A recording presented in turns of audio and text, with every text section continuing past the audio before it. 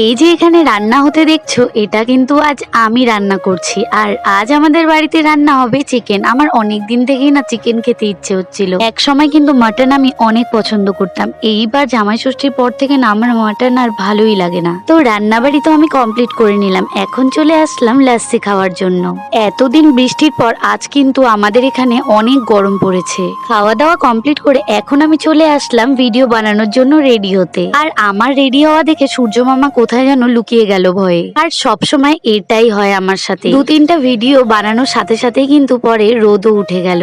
আর রোদ যদি না থাকে না তাহলে ভিডিও খুব একটা ভালো আসে না। আর এরপর ছিল আমার এটা সেকেন্ড লুক। আমি কিন্তু একদিনে সব ভিডিও বানাই আর আস্তে আস্তে সব ভিডিও 7-8 দিন ধরে পোস্ট করতে থাকি। রোজ রোজ কিন্তু সেজেগুজে ভিডিও বানানোটা সম্ভব না।